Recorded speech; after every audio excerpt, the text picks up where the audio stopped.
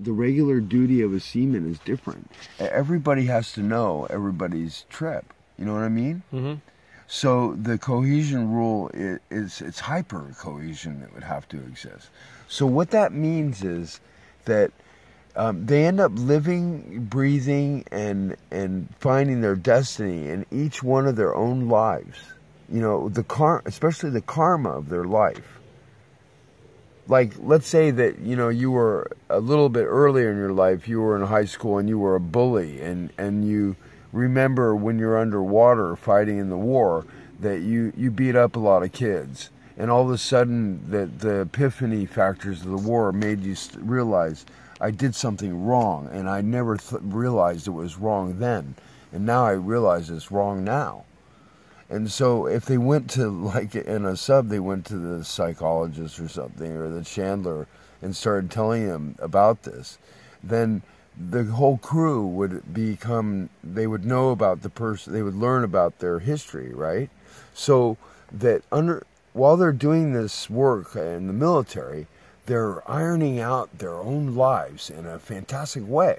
The other types of military does the same thing, but these guys are held together. They can't get out of there.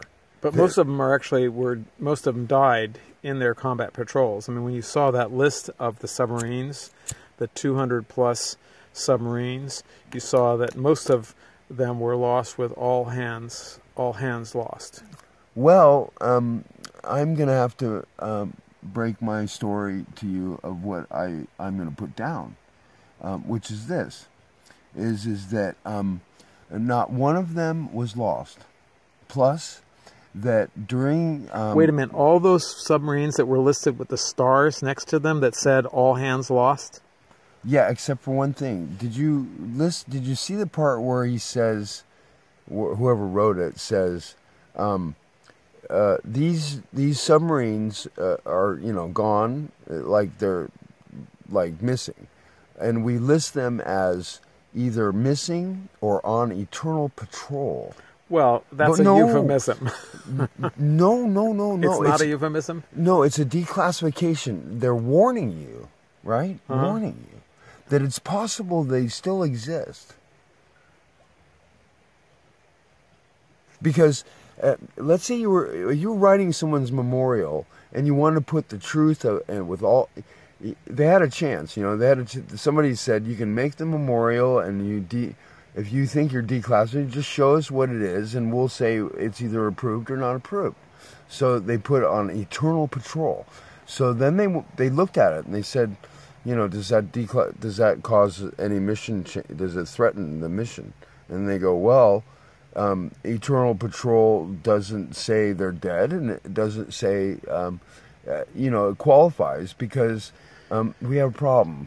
Not one of them is dead, and so this is my guess, you know, that not one of them is dead. So we have a way to justify that they're out there. If we put on the thing, it says they're on eternal patrol. Well, not because the Department of Defense has specific definitions of what it means to be dead. But that too, they have to for legal reasons. Listen, suppose in the legal reason, somebody kept saying, you know, we hate this because these are special mission projects and not one of them is gone, and you keep making it look like they've died. So do something. So he says eternal patrol. All right. So I love the metaphor, but isn't it a little bit like Twilight Zone? Yes, it is. Except if you eternal patrol. Except this, right? You know, there have been a lot of hokey things done in society, fake deaths. And so what I've gotten around to is how much of warfare is actually faked.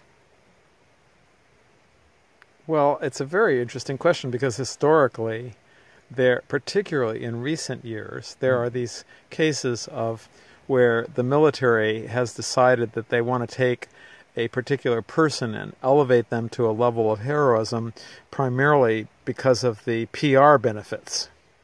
Well, the PR benefits are that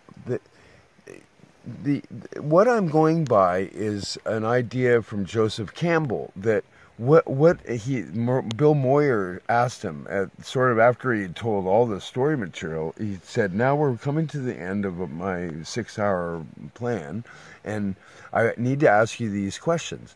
He said, "What is the reason for us to, we grow up and then get a rite of passage?"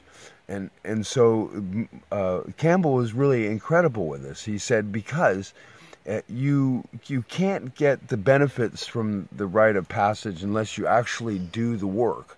He didn't say it like that, but in so many words, he said... When you say benefits, you mean the internal psychological benefits? Yes. That you have to do the work. So people, before they do things, have fucked up problems in their life, right? And so the military and other types of jobs, being a musician, other things, causes men to discover themselves, who they are.